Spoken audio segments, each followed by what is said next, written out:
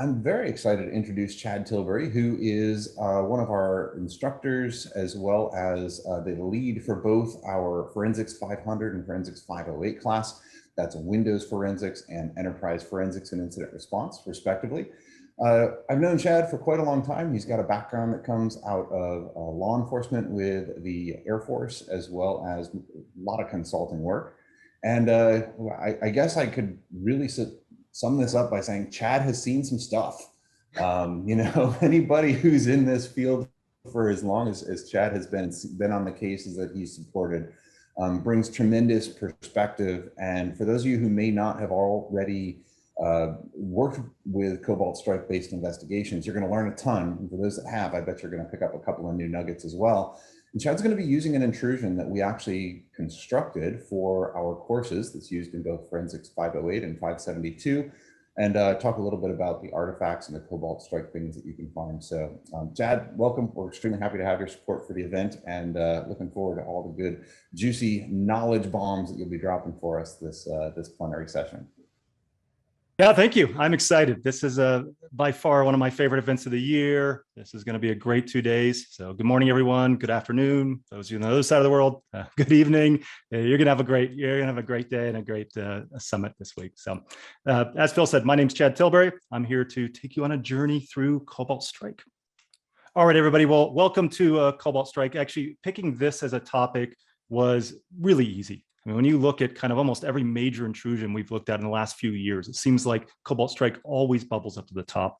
And the threat reporting really kind of backs that up. You know, you kind of look at the MITRE attack reporting, basically a who's who of threat actors that are leveraging Cobalt Strike. You know, you start digging into things like Talus and Microsoft reports, you know, showing that, you know, almost or a massive majority of ransomware cases being tied to Cobalt Strike. And then you see reporting like FireEye Mandiant in their Imtrins report showing that Cobalt Strike shows up in their investigations more than the next 4 frameworks combined, 24%. And by the way, the year before that, it was 19%. So we're actually seeing kind of a growth curve here. So it just seems like, you know, almost every investigation ties back to Cobalt Strike. You know, Hafnium, SolarWinds, every ransomware case. You know, and in my 20 years of experience of doing incident response, I can't recall a more dominant attack platform than Cobalt Strike. You know, it really does feel like the forces of humanity have to come together to address this threat, right? We have to do something to stop the evil. And so that's what I'm hoping to give you a little information on today. Now, you know, Cobalt Strike is interesting. As Phil mentioned, you know, Cobalt Strike is a commercial pen testing tool suite. Most of the attacks we're seeing, of course, are being abused through cracked versions. Some of those cracked versions go from $20,000 to $40,000 on the black market. And I think the big question I've always asked myself is, why? Why are we seeing such a move to this platform? You know, why would the attackers need to move to kind of a commercial pen testing suite? And I really think the idea is it's just incredibly stable, incredibly flexible. It's the tool for the times. I think really what we're seeing is attackers need a way to manage a large number of attack events. You know, we're seeing the industrialization of hacking now. When you start seeing these ransomware gangs and the number of victims they're actually menacing, well, they need a way to manage all of that. And to be honest, that's what Cobalt Strike does best. It has an amazing, scalable, manageable framework, very customizable. It provides many solutions to problems you have as an attacker. You know, you need a really stable implant to get access to the environment. Yep, that's the Cobalt Strike beacon. You want to install several of those for redundancy and maybe kind of map them together or tie them together to get around network segmentation or maybe reduce your network kind of footprint. Well, yep, no problem. Very easy to kind of chain together beacon implants inside of a network. You can use it to generate shell code. You can use it to run whatever bespoke PowerShell that you want. And so it just really is a very flexible framework for everything you might want to do as an attacker. Now, in general, I think a big takeaway from this is Cobalt Strike is not really adding a lot of bespoke exploits or things like that. A lot of people don't realize that it's really just tying everything together. So you're going to see a lot of Metasploit, a lot of PowerShell Empire, Mimikatz, you know, kind of the who's who of malware kind of being run through Cobalt Strike. Okay, so as we mentioned in the introduction, SANS has spent a lot of time really trying to get realistic data in front of students. That's one of the hardest things we do for things like incident response, because how do you actually get a real hack network in front of someone? There's plenty of hack networks out there, but unfortunately, those organizations don't want to share their data, right? It's all sensitive and not really easy to kind of roll into a training environment. And so one thing that SANS has been doing is really investing in the idea of cyber ranges and the ability to build out large networks to make really realistic environments. And that's what we actually did for the 508 and the 572 classes at SANS. And you're actually looking at some of the results of that. We've got a website for the organization up there. You've got a partial network map. We set up a real network with a real domain, DMZ, R&D network, a workstation part of the network, an admin part of the network, all instrumented with some beautiful network taps for the network side, and tons of kind of monitoring for the endpoint side. And it was a joint effort that took about, probably close to 8 months, because not only did we set up the network, we also had real humans on the network, trying to get the most realistic set of data we could in front of individuals. And so we had real data moving around the environment, real email. And when we were ready, we brought in a professional pen testing team. And so we actually brought in Red Siege, and Red Siege came in and did what's called adversary emulation in the environment. And so instead of just a standard pen test, we had them actually emulate a specific adversary. And we picked AP229. You might also know them as Cozy Bear, a very prolific Russian-based actor. We picked them specifically because they are a top-tier actor in the space. They have a great set of capabilities. They can roll their own kind of custom capabilities. They have a lot of living off the land, PowerShell WMI-based tools in their arsenal. And it just turns out they also are one of the big fans of Cobalt Strike. And so we get a little bit of everything. And it went off amazingly. We've got actually, to be honest, too much data. We have more data than we know what to do with. And really, when we went through this, to be honest, I didn't focus a lot on the tooling. From my perspective, incident response is more about finding the adversaries and remediating the environment, getting them out of the environment. So I don't always spend as much time kind of in the nuances of exactly what tool they might be running at exactly what time. But what I want to do for this presentation is kind of go back to that data set and look for the Cobalt Strike and see what we can actually derive from that. And actually, it was an awesome experience because I was actually really surprised at the results. And so I'm going to take you along on that journey. So we'll start with memory. Now, if you have not read any of the posts by Raphael Mudge, I would highly recommend you put that on your list. He is the creator of Cobalt Strike. He's done an amazing job building a tool that obviously everybody wants to use. And I've always really enjoyed kind of reading his missives on the design decisions. Those of you that kind of have a background in malware or investigations, that there's never a perfect choice. There's never like a black or white option of whether you should do one thing or another. Everything leaves something behind. And it's really insightful sometimes to kind of read through kind of the design decisions he made. And he actually does a great job explaining, hey, I did this for these special reasons. And so you'll see some quotes from Raphael as we go through here. But I absolutely agree with this one. The idea that memory is the last battlefield is absolutely correct. We've essentially pushed attackers to memory. It's the last refuge. Code has to run someplace. And it turns out that memory is really where we're having the hand-to-hand combat today. It's another reason why you see a big explosion of things like EDR tools, because EDR tools typically have pretty good introspection into memory, and that gives them somewhat of an advantage here. So what we're going to do is we're going to start looking at some Cobalt Strike in memory. And before we get there, let's talk a little bit about what makes Cobalt Strike Cobalt Strike. It has an amazing collection of capabilities to allow it to operate, hopefully undetected, and get the job done. And on top of that, it's incredibly customizable. And so it has the ability to, say, have fileless malware, so inject malware directly into processes. It also has the ability to modify the parameters around that injection to try to make it harder to find there. Change things like the permissions of those memory sections. Do things like portable executable header stomping. Do things like module stomping. And it just has some very advanced features to try to reduce the forensic footprint of the tool. Now, in addition to that, it's very customizable. I've never seen a tool with such granularity of options for specific characteristics of the implant itself. And so you'll see these, what they call malleable C2 profiles. In fact, on the right of the slide, you see some of the components that are deciding what options to use in that specific payload. And we're going to see some of those as we go through as well, because I just think it's fascinating the level of control that an attacker can have with this framework. So a very stealthy framework, but I'm here to tell you that it's absolutely not invisible. In fact, in many cases, we can detect Cobalt Strike with just the basic detection that we do all the time. And I think that's going to be a big takeaway from this presentation. All right, let's start with some memory. Now, when I think of memory, I think of processes. So we've got these running processes, and the goal is to get some introspection into those processes. And specifically, ideally, something like what we see here, which would be a process tree. Now, this is some data from the volatility framework, but if you have an EDR tool, you get a lot of process trees through many of the EDR suites. And I think that's critical because it gives the analyst another set of information that they can work with, because processes aren't running alone. They have a lineage, they have a parent-child relationship. And often by looking at those parent-child relationships, we can really start to see interesting patterns. So those of you that have done this for a while, you probably look at this and you're like, yep, something's up with that box. For those of you that have done Cobalt Strike investigations, you're probably looking at it and be like, yep, Cobalt Strike. There's a lot of weirdness here. We've got WMI spawning PowerShell.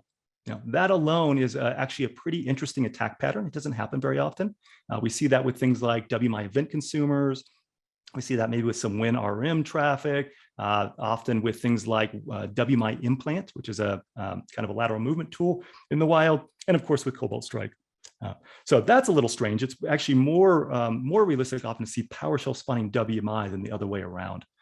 Now, if we didn't catch that, you see PowerShell spawning itself. So PowerShell spawning PowerShell, another interesting attack pattern, pretty common with Cobalt Strike, but often common with things like encoded PowerShell scripts and things. So just another little anomaly. And I think probably the thing that sticks out most here is just all of those run DLL32 processes. That is a legit process in Windows, but it's a little strange to see a bunch of them spawning out of a PowerShell. And that might be where we'd want to kind of dig in. In fact, really that run DLL is, I think, the core of understanding that this is Cobalt Strike. And to understand that, you have to understand what Cobalt Strike does behind the scenes. And it uses a lot of what they call sacrificial processes. This is kind of a brilliant idea. You can imagine that oftentimes your implants have to run some pretty shady code, right? You've got to inject into LSAS to grab credentials or do kind of reflective injection, and things just go wrong. And so one of the hallmarks of Cobalt Strike, I think what gives it a lot of its stability are these sacrificial processes. So what happens is it just spawns a new process and injects the code into that process. And as such, you've got now a protected area. If something goes wrong, who cares? You just lose that sacrificial process, not endangering your access to the entire network. Not only that, but it just makes it a lot easier when you're using your own process. It's easier to clean things up. You don't have to worry about continuing execution chains, and it's just a very kind of clean way to do business. Now, run DLL32. I love what Raphael Mudge says here. He's like, it doesn't matter what I would have picked, it would have become the default. And it would be everywhere, especially now that 66% of all ransomware cases are using Cobalt Strike. And he's totally right, because whatever is picked, that default will be used by the majority of people, and it will become an indicator. Now, in the actual malleable profile, you can change it, and you can see like maybe a better option, if you look at the bottom of the slide, might be service host.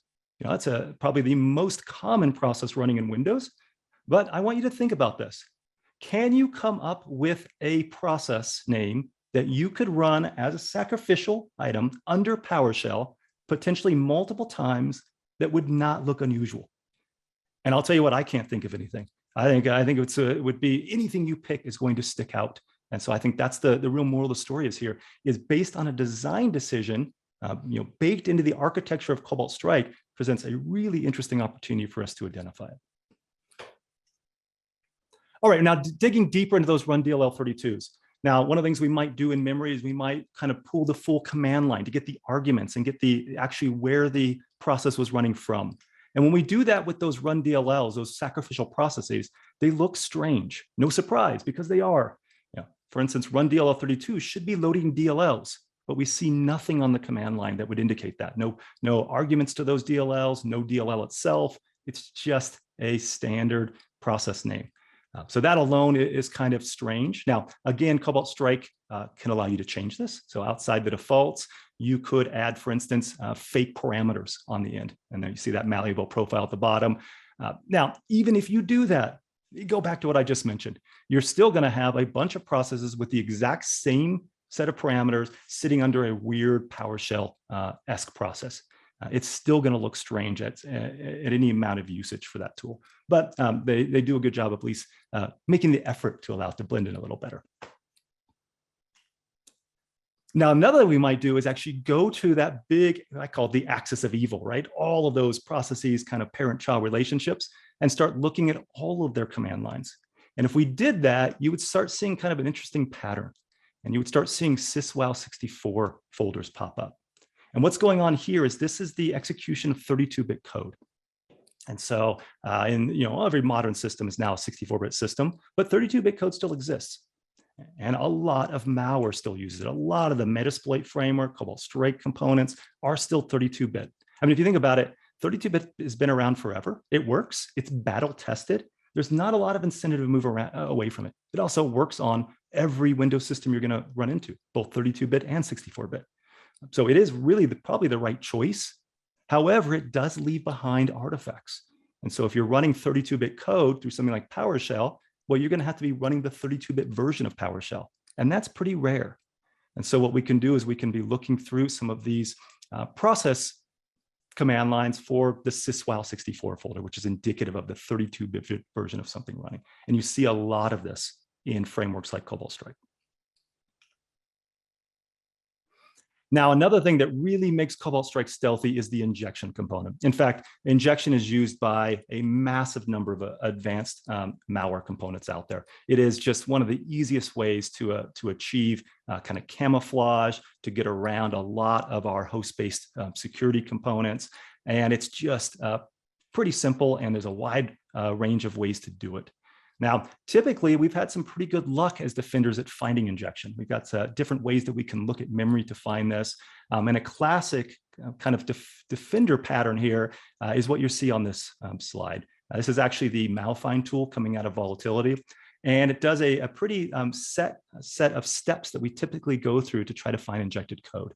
The first step being going through every process, looking at the actual memory pages that belong to that process, and looking at the permissions.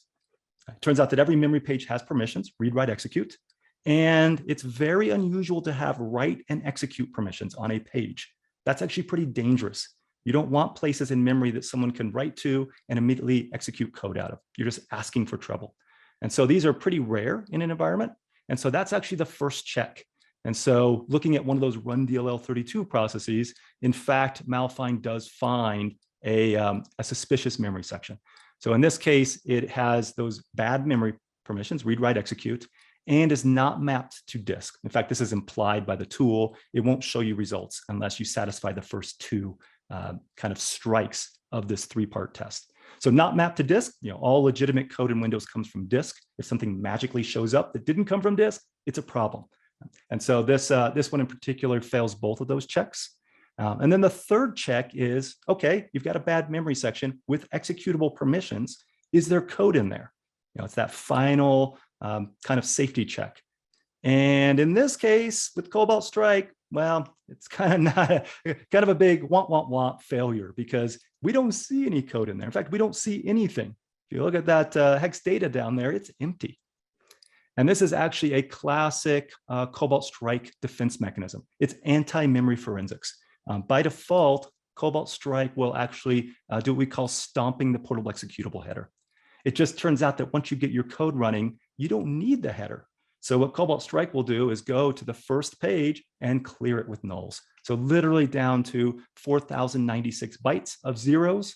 And at the bottom of those nulls, then you start seeing your code again. So it's a mechanism specifically designed to defeat analysis that we've been doing for years. So we're obviously going to have to up our game when dealing with frameworks like Cobalt Strike. But as you see, the data is still there. And so we still have capabilities to find it. Now, I think this is actually one of the reasons why Yara has become kind of really popular lately. It's just a very easy, simple tool that has very powerful capabilities. You can use Yara as an example to scan all of memory, or to scan a process you dumped out of memory, or a file that you're suspicious of. And there are a lot of signatures out there for frameworks like Cobalt Strike. Right here, we've got one from Florian Roth. Actually, Florian has written many Cobalt Strike related signatures. And I highlighted a couple items in here in bold, just to pick out a few things we're going to see as we go through here. But there's a lot of capabilities out there to literally just pull things out of memory. And this is very expensive for malware to change. Typically, if these signatures are written right, you'd have to kind of reconstruct the code itself to evade them. Now, some folks have taken things even a step further. So there are a couple of tools out there that will both scan for evidence of something like Cobalt Strike, then try to identify the configuration file, and then deobfuscate that configuration file, providing the information to the analyst. One of my favorites, actually written by Didier Stevens. You see it here, and it's called 1768. Not the year, but amazingly, apparently the melting point in Kelvin for cobalt. Who knew? Right. So Didier Stevens wrote this awesome tool. You can run it against all of memory. That's actually what this example is, or run it against just files or dumps or whatever you have. And what it will do is, again, try to find those beacon configurations and deobfuscate them. And there is they are obfuscated differently in version 3 versus version 4 of the tool. This specific tool will deal with both. Now, I want you to look at some of this. Imagine that we can get this. Imagine how valuable this is. Once we find a system infected with an implant, it's probably not the only implant in your environment, and we can start to piece together the profile that the attackers are using. And the arrow on the bottom shows that their sacrificial process was not changed from the default. So it's run DLL32. So we should expect to find that in other systems that are running this implant. You might also notice the named pipe pattern below. That's going to help us identify named pipes, which is what we're about to talk about. And in addition to that, you get a bunch of network-based artifacts here. We get the command and control domain. It looks like it was technical bird in this case. We also get things like the HTTP headers and the user agent. These are fantastically useful when we're going back through some of your network logging to track activity. And you might be able to just pick off systems that are compromised with other implants with just that information. So a really neat capability to kind of rip those things directly out of memory or whatever you have access to.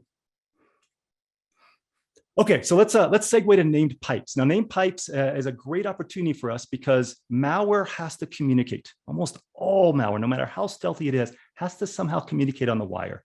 It turns out that some of the more advanced frameworks like Cobalt Strike, Metasploit, and actually PSExec have been using named pipes for a long time as a stealth mechanism of communication. And if you're not familiar with named pipes, you're not alone. They're a little weird. They are a legitimate part of Windows. You can think of them as kind of like opening up a socket between two systems and just allowing the systems to send data back and forth. Except that you don't have an active socket open, so you're not going to find interesting bespoke ports. It's all done via the SMB protocol in Windows, and is a lot stealthier than the old model of just opening up ports and communicating via them. And that's why the attackers have kind of moved to these named pipes. Now, if you ever want to look at just named pipes on your own system, sysinternals actually has a tool for that. It's called Pipelist. And you should run it largely because you'll look at the output and you'll be like, I don't know what that is. You'll see a bunch of named pipes. You're like, wow, they could either be good. Hopefully they're good if they're on your system, or they could be easily be bad because named pipes can be named anything. And that's what actually makes them pretty stealthy, is there's a lot of just random named pipes out there, and to differentiate between the evil and the good can be quite challenging in a lot of environments. Now, the good news is there's a bunch of defaults in Cobalt Strike, and defaults are regularly used in these attack frameworks. And so by kind of learning some of these defaults, we can up our game a little bit to maybe to be able to detect them as we're kind of digging deep, looking for these frameworks. So as an example, the MSSE server here at the top, that is by far the most common pipe used by Cobalt Strike. And so as an example, we had a sample, we uploaded it to a sandbox, and it comes back with the pipe MSSE server. Yeah. I don't even have to do a whole lot more effort there. I'm pretty confident that's going to end up being Cobalt Strike in most cases. Now, these can be changed through those malleable profiles, but they often not. And often attackers don't realize that you kind of have to change all of them. They might change a handful of them or one of them and not realize that they're very kind of command specific. So you might not even plan to use a specific command, so you don't change that pipe name, and then you end up using it anyway, and then that pipe name shows up. And so you see a lot of kind of default activity here. You know, and a lot of people say, oh, well, everybody will change those. And I'm here to tell you that's not the way it is in real life. Yeah, why do we still have malware named servicehost.exe? You know, why do we still have advanced adversaries using registry run keys as a persistence mechanism? Those are the most basic components, and we've been finding those for, I don't know, maybe decades, maybe plural decades now. And the simple answer is they still work. Right? Until people are actually actively out there finding these things, there's no incentive for attackers to change their behavior. And so we see a lot of default activity in the wild. Okay, so those are some of the default pipes. Now, as I'm sure you're not surprised, Cobalt Strike, you can change those pipe names. And so it's very easy. It's actually kind of a neat implementation. You can provide multiple pipe names, and Cobalt Strike will kind of iterate through those names to actually provide some degree of kind of change or randomness in how pipes are used with that implant. And, you know, if we had this going on in a system, we might be kind of maybe looking at a process of interest. Maybe we're digging into one of those suspicious PowerShell processes that we found earlier. And if you're looking at volatility, the way you find pipes is through something called handles. Handles are in memory a pointer to an object in Windows. And so specifically what we're looking for is what's called file handles.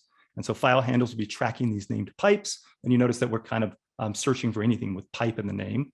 And on this specific system, we actually do see the named pipe. And a little bit suspicious, you can see the name was changed to kind of blend in or to not blend in, don't know. But I think the big takeaway here actually is that IP address. And you don't see this with all the different pipes. But when I first looked at that, that one really stuck out to me. Largely because that was an IP address of another workstation in the environment. And it's very unusual for workstations to connect to other workstations, especially with named pipes. And so those two together, with the fact that it was also a PowerShell process, really led me to want to dig deeper into there. And it was kind of just like Incident Response 101, the idea of just watching flows between systems and seeing if they make sense. And so while I wasn't sure that that was a Cobalt Strike named pipe, I certainly knew that something was amiss there and dug in that way. Now, getting named pipes through memory is certainly possible. You just saw an example. Not super scalable though. It's, you know, obviously if you're diving deep on a system, you should look for them. But if you really want to scale your named pipe collection, I think by far the easiest way to do it is likely Sysmon. Sysmon is a free monitoring capability from Windows. You should, if you're not familiar with it, you should put it on your list. It's a very important part of a lot of organizations' kind of security stature. And it just opens up a lot of awesome opportunities to dig into really interesting artifacts like named pipes. So as an example, you can turn on named pipe detection in the configuration for Sysmon, and you'll start getting these 17 and 18 events for pipe creation and pipe connects. And so then we can start looking for, you know, things like those pipe names. You know, you see that pipe name, MSSE server, you probably just found a system that's running Cobalt Strike. And let's say you even missed that. Let's say the attackers actually changed the name of the pipe to try to blend in better. Well, you also have the process that is responsible for that pipe. And hopefully that might ring a bell to you. We've got syswile64 activity there. So it's a 32-bit code. That could be our first indicator. And then you notice the name of the executable is a little strange, perfmon svc64.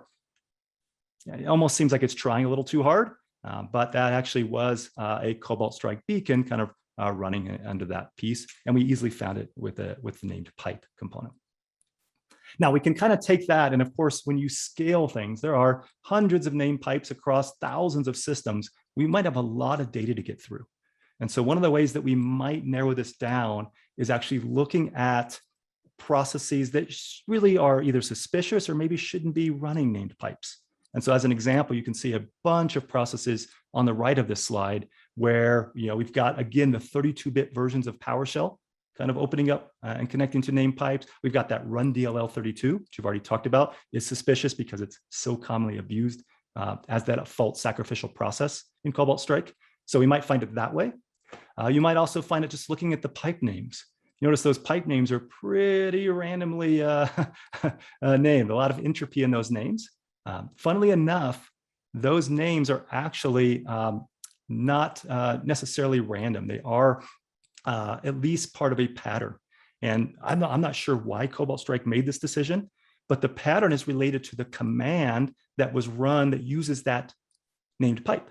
So as an example, the number of characters in that pipe relates to the number of characters in the mimikatz command.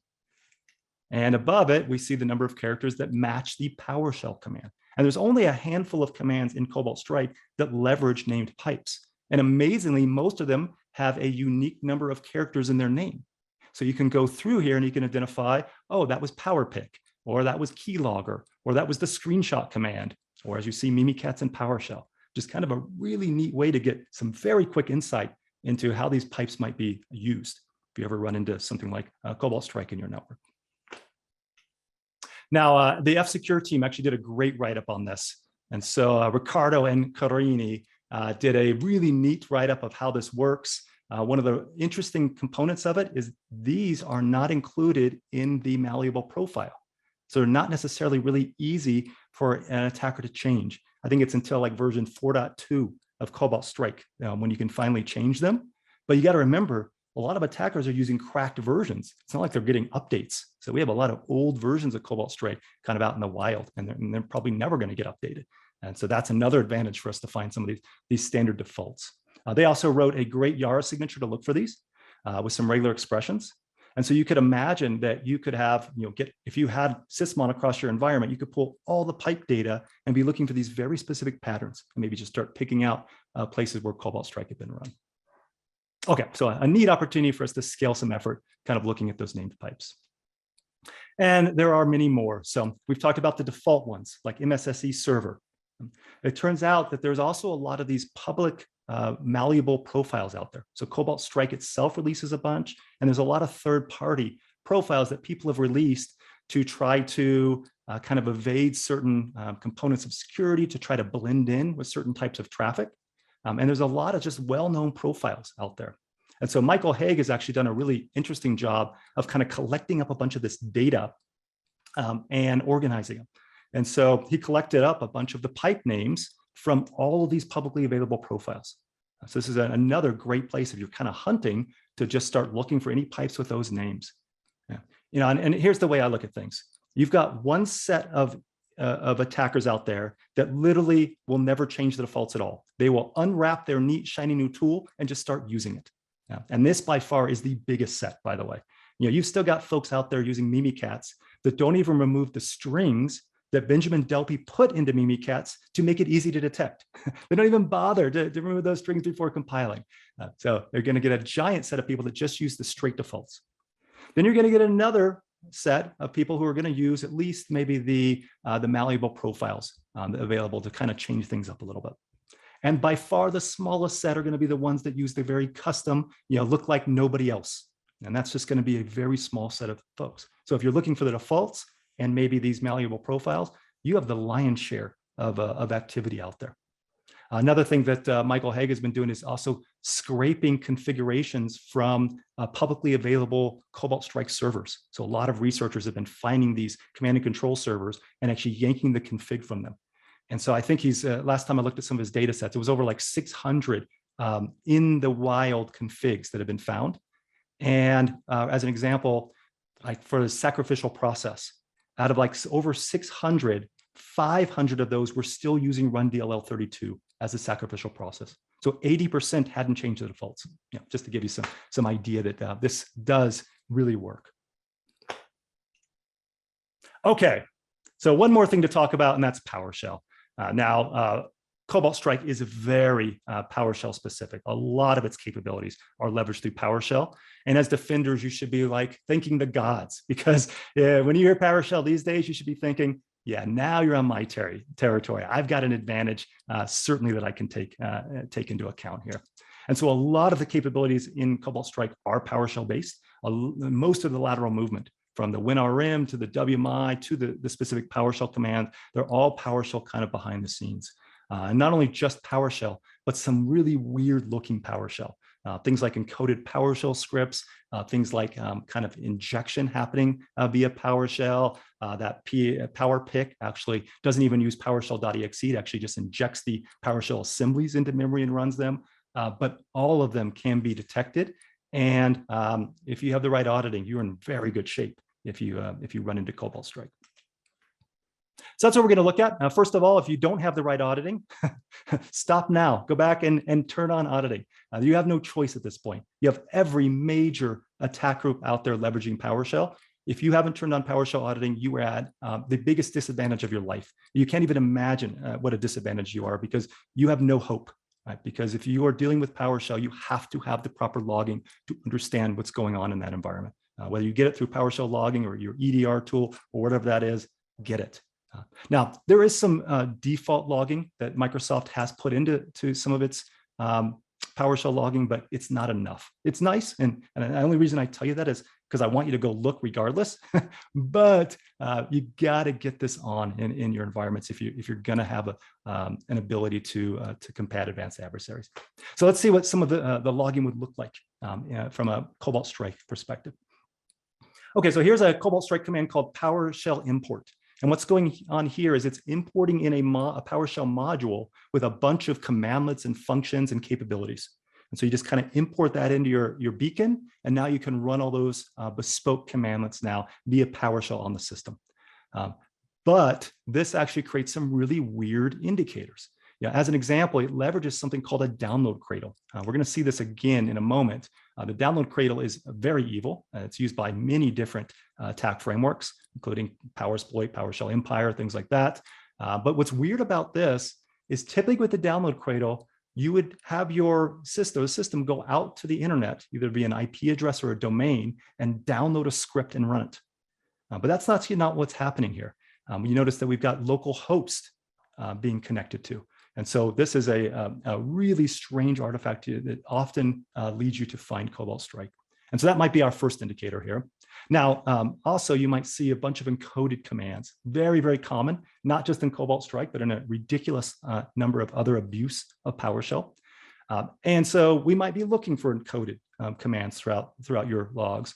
The unfortunate part is the command line can be very flexible. And so you can specify the parameters in PowerShell in many different ways. And so you can't just go look for encoded command as an example. However, if you're looking for a very specific framework like Cobalt Strike, it really does have a specific set of patterns it uses whenever it runs certain commands. So as an example, PowerShell Import will almost always use -encoded command, the whole thing spelled out. So that actually all of a sudden does become something that we can look for. CrowdStrike did a neat article on their blog at the end of last year, where they went through many of the Cobalt Strike commands and documented what the PowerShell looks like for each of them. That'd be a great one to go find and use for some hunting. But so we could kind of pick that out. Now, interesting enough, if you ever do run into something like this PowerShell import, the entire module is in this script block log. It's just an encoded form. We could decode it and get their entire set of functions, which would be amazing. As you might imagine, we can get a lot of insight on what the attackers are doing. And then, of course, what I'd really be looking for here are things that I can look to scan my environment for more evil. And so I'd be trying to pick out things that are likely to be not commonly used. And this is hard. PowerShell is used legitimately through most environments today. So you got to find things that maybe you're not going to find your legitimate scripts, but you often find in the evil ones. And so we've picked some of the common ones out. And the idea is this is a very iterative process. And not only that, but actually these logs often keep user context. So you get the username of the account that ran the command. So you might already be looking at that account because maybe it's compromised, or maybe you just found a compromised account. And that's a giant win, because once we find a compromised account, we could look at every other PowerShell command that account has run, which is really a valuable part of these logs. Okay, so there's one example. Let's talk a little bit more about those local host artifacts. That is, I think, a distinct indicator of Cobalt Strike. We see it in many of their different commands. And it's just strange. Malware is strange, and Cobalt Strike is strange, and it's just weird. Actually, Microsoft got after it a little too hard at the end of last year. they started alerting on local host connections that were not Cobalt Strike. And I actually feel for this individual. I remember seeing it on Twitter, and you can imagine this person goes into work. They haven't even had their cup of coffee yet. They bring up their alert kind of pane of glass, and it's like, oh, just want to let you know, you have 7 Cobalt Strike beacons in your environment since yesterday. Have fun with that, right? And the person's just like, oh my God, talk about your day just getting bad very fast. And it turned out they were false positives. They were not. They didn't have a tight enough indicator for it. But you can see actually they were looking for it. So they were well aware that this was an artifact related to Cobalt Strike. All right, now that download cradle is almost certainly the most commonly abused form of PowerShell out there. So it's worth kind of knowing about. That IEX stands for invoke expression. But typically you wouldn't see the local host, in PowerShell Empire and things like that. What you would see is a real domain or an IP address. And so what you can do, of course, is once you get those, you can use those for your network artifacts, and they can really help kind of accelerate your investigations. So it's definitely worth looking at that, because that is often commonly used in Cobalt Strike as well. Okay, so one more.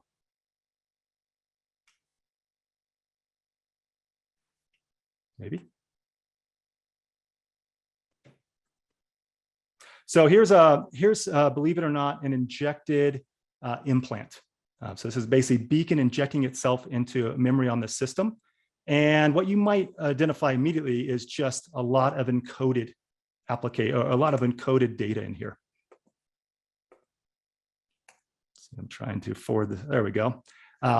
Now that encoded data will be decoded above it. One of the great things about script block logging is a lot of times you find a lot of obfuscation or decoding, and the very next event will actually show you everything in decoded form.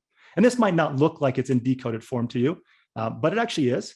And what might tie it to you is you might see the encoded data at the bottom, right? So that might immediately give you a little insight that this is weird.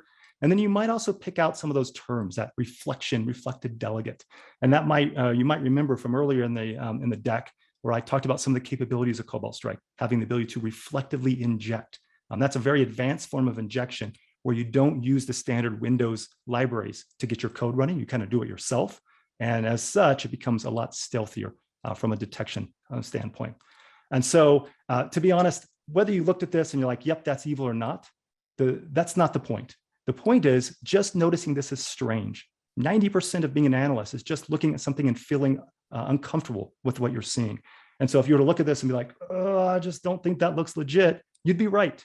In fact, even if you were to decode that variable down there, the var code at the bottom, it would just be garbage. It's machine code. It's actually the shell code that gets injected. And in fact, you wouldn't even know this is Cobalt Strike until you analyze the shell code, because it looks so similar to things like Powersploit and PowerShell Empire as well. But finding that it's unusual is really the core concept here. So lots of ways to scale this. We're going to collect your logs up, and then you're going to look for very common terms, and filters. You're going to get false positives. You're going to then remove those and continue with going forward and looking for evil. It really is a very realistic iterative process that you can do with PowerShell logs. Okay, one more to rule them all. So this is as Cobalt Strike gets. It is an SMB named Pipe installation of an implant on a remote system. And actually, really what I want you to take away from this is nothing to do with Cobalt Strike. Yes, this is what Cobalt Strike does all the time, but the indicators this leaves behind would be left by any number of different attacks. Everything from a suspicious name pipe to access to an admin share, which we see abused all the time, to randomly named executables, to new services. So it doesn't have to even be Cobalt Strike you're looking for. If you were even looking at the admin shares, you would have a great opportunity to find this. And that really was my biggest takeaway of this entire journey, is I thought I was going to find all these amazing ways to detect Cobalt Strike. And everything I found wasn't endemic to Cobalt Strike. It was endemic to basically every other tool out there. It's just basic kind of attacker 101 activities, from mapping shares to injecting code to malicious services to weird name pipes on suspicious services. If you're looking for those things, you're going to find Cobalt Strike, right? And you're going to find everything else. So I highly recommend you don't go looking for Cobalt Strike in your network. You just go look for the Attacker 101 capabilities, and you're going to find that and everything else. And that really, I think, is the moral of the story here is, basically stick to the basics. That's where a majority of intrusions are found today. And you do that, and you're going to be in very good shape should you ever run into Cobalt Strike in the wild. Okay, so that is my presentation. There's obviously lots more. I could spend hours on this. In fact, I already did spend hours on it. There's already another webcast recorded, 2-hour workshop. You can download some data, get some hands-on capability. In fact, some of the examples you saw in this deck are actually in the data set you can get from that previous workshop. And so labs and lots of ways to keep learning here. I appreciate you having me. I am very excited for the rest of the summit, and I'm going to hand it back over to Mr. Hagen.